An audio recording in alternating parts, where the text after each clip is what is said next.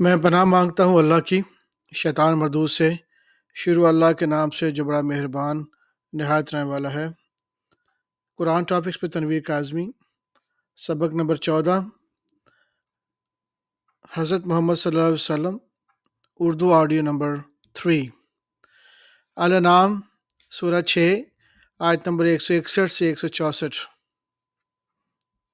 کہہ دو کہ مجھے میرے پروردگار نے سیدھا راستہ دکھا دیا ہے، یعنی دین صحیح طریقہ ابراہیم کا، جو ایک اللہ اور اسی کے ہو رہے تھے اور مشرکوں میں سے نہ تھے۔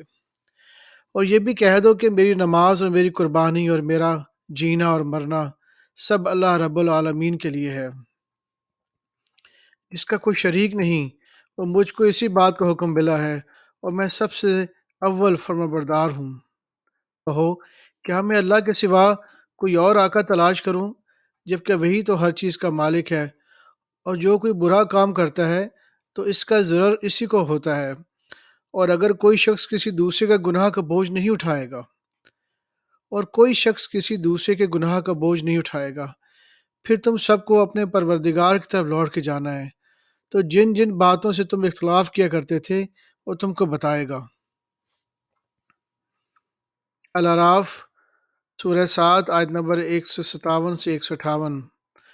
جو لوگ جو اس رسول یعنی نبی امی کی پیروی کرتے ہیں، جن کے اوصاف کو وہ اپنے ہاں توریت اور انجیل میں لکھا ہوا پاتے ہیں، وہ انہیں نیک کام کا حکم دیتے ہیں اور برے کام سے روکتے ہیں، اور پاک چیزوں کو ان کے لیے حلال کرتے ہیں اور ناپاک چیزوں کو ان پر حرام ٹھہراتے ہیں، اور ان پر سے جو بوجھ اور توق جو ان کے سر پر اور ایک گلے میں تھے اتارتے ہیں۔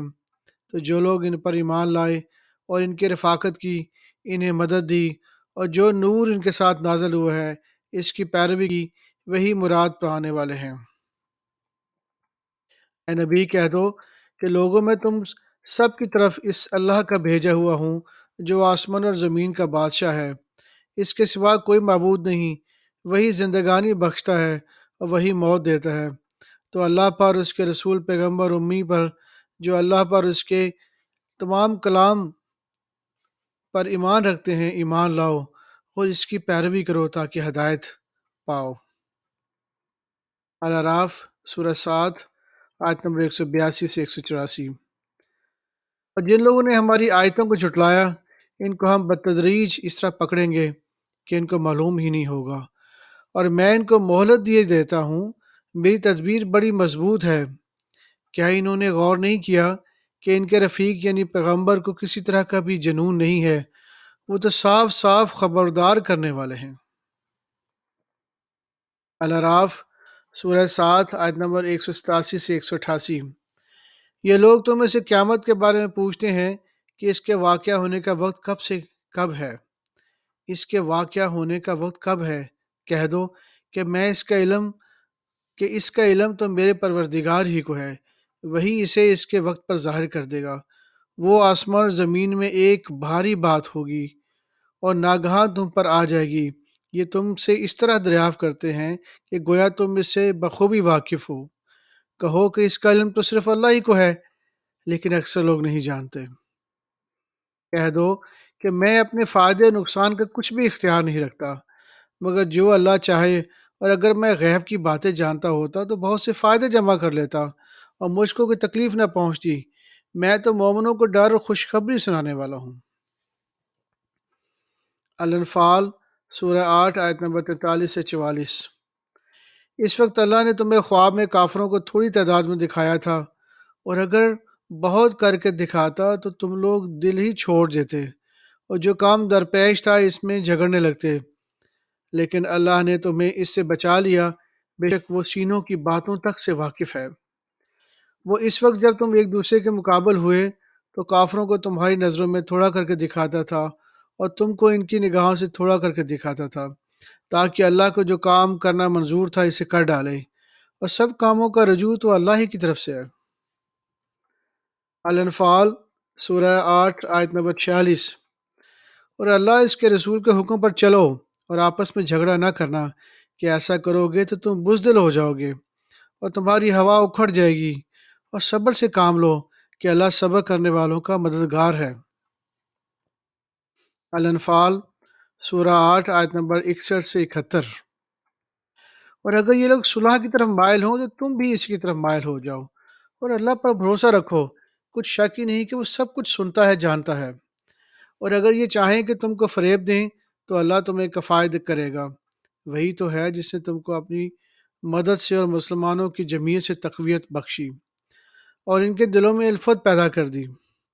اور اگر تم دنیا بھر کی دولت خرچ کرتے تب بھی ان کے دلوں میں الفت پیدا نہ کر سکتے، مگر اللہ ہی نے ان سے الفت ڈال دی، بے شک وہ زبردست ہے، حکمت والا ہے۔ اے نبی، اللہ تم کو مومنوں کو جو تمہارے پیرو ہیں کافی ہے۔ اے نبی، مسلمانوں کو جہاد کی ترغیب دو۔ اگر تم میں 20 آدمی ثابت قدم رہنے والے ہوں گے تو وہ 100 کافروں پر غالب رہیں گے، اور اگر 100 ایسے ہوں گے تو 1000 پر غالب رہیں گے، اس لیے کہ کافر ایسے لوگ ہیں کچھ بھی سمجھ نہیں رکھتے۔ اب اللہ نے تم پر سے بوجھ ہلکا کر دیا اور معلوم کر لیا کہ ابھی تم میں سے کس قدر کمزوری ہے، بس اگر تم میں سے 100 ثابت قدم رہنے والے ہوں گے تو وہ 200 پر غالب رہیں گے، اور اگر 1000 ہوں گے تو اللہ کے حکم سے وہ 2000 پر غالب رہیں گے، اور اللہ ثابت قدم رہنے والوں کا مددگار ہے۔ پیغمبر کو شائع نہیں کہ اس کے قبضے میں قیدی رہیں جب تک کافروں کو قتل کر کے زمین میں کثرت سے خون نہ بہا دے۔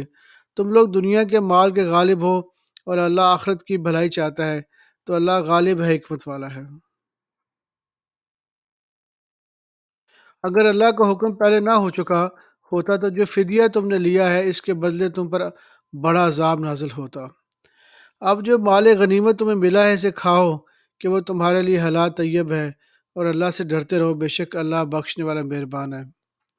اے پیغمبر، جو قیدی تمہارے قبضے میں یعنی گرفتار ہیں ان سے کہہ دو، اگر اللہ تمہارے دلوں میں نیکی معلوم کرے گا تو جو مال تم سے چھن گیا ہے اس سے بہتر تمہیں عنایت فرمائے گا، اور تمہارے گناہ بھی معاف کر دے گا، اور اللہ بخشنے والا ہے، مہربان ہے۔ اور اگر یہ لوگ تم سے دغا کرنا چاہیں گے تو یہ پہلے بھی اللہ سے دغا کر چکے ہیں، تو اس نے ان کو تمہارے قبضے میں کر دیا، اور اللہ دانا ہے، حکمت والا ہے۔ التوبہ سورہ 9 آیت نمبر 63 سے 66۔ کیا ان لوگوں کو معلوم نہیں کہ جو شخص اللہ اور اس کے رسول سے مقابلہ کرتا ہے تو اس کے لیے جہنم کی آگ تیار ہے جس میں وہ ہمیشہ جلتا رہے گا، یہ بڑی رسوائی ہے۔ منافق ڈرتے رہتے ہیں کہ ان کے بارے میں کہیں کوئی ایسی صورت نہ اتر آئے کہ ان کی دل کی باتوں کے ان مسلمانوں پر ظاہر کر دے۔ کہہ دو کہ ہنسی کیے جاؤ، جس بات سے تم ڈرتے ہو اس کو ضرور ظاہر کر دے گا، اور اگر تم ان سے اس بات میں دریافت کرو تو کہیں گے ہم تو یوں ہی بات چیت اور دل لگی کرتے تھے۔ کہو کیا تم اللہ اور اس کی آیتوں اور اس کے رسول سے دل لگی کرتے تھے؟ کہو کیا تم اللہ اور اس کی آیتوں اور اس کے رسول سے دل لگی کیا کرتے تھے؟ عذر مت پیش کرو، تم ایمان لانے کے بعد کافر ہو چکے ہو۔ اگر ہم تم میں سے ایک جماعت کو معاف کر دیں تو دوسری جماعت کو تو سزا بھی دیں گے کیونکہ وہ گناہ کرتے رہتے ہیں۔ التوبہ سورہ 9 آیت نمبر 80 سے 82۔ تم ان کے لیے بخشش مانگو یا نہ مانگو برابر ہے، اگر ان کے لیے 70 دفعہ بھی بخشش مانگو گے تو بھی اللہ ان کو نہیں بخشے گا، یہ اس لیے کہ انہوں نے اللہ اور اس کے رسول سے کفر کیا، اور اللہ نافرمان لوگوں کو ہدایت نہیں دیتا۔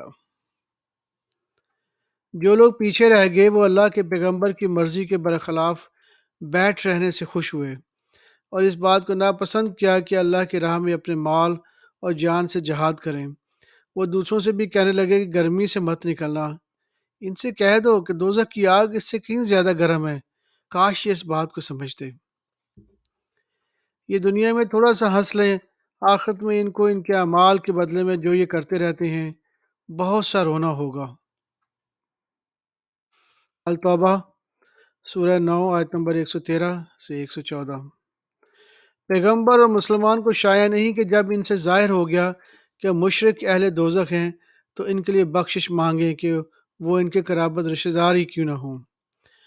اور ابراہیم کا اپنے باپ کے لیے بخشش ماننا تو ایک وعدے کے سبب تھا جو وہ اس سے کر چکے تھے، لیکن جب ان کو معلوم ہو گیا کہ وہ اللہ کا دشمن ہے تو وہ اس سے بیزار ہو گئے، کیونکہ کچھ شک ہی نہیں کہ ابراہیم بڑے نرم دل اور متحمل تھے۔ التوبہ سورہ 9 آیت نمبر 128 سے 129۔ لوگوں تمہارے پاس تم ہی میں سے ایک پیغمبر آئے ہیں، تمہاری تکلیف ان کو گراں معلوم ہوتی ہے اور وہ تمہاری بھلائی کے بہت خواہش مند ہیں اور مومنوں پر نہایت شفقت کرنے والے ہیں، مہربان ہیں۔ سو اگر یہ لوگ پھر جائیں اور نہ مانے تو کہہ دو کہ اللہ مجھے کفایت کرتا ہے کہ اس کے سوائے کوئی معبود نہیں، اسی پر میرا بھروسہ ہے اور وہی عرش عظیم کا مالک ہے۔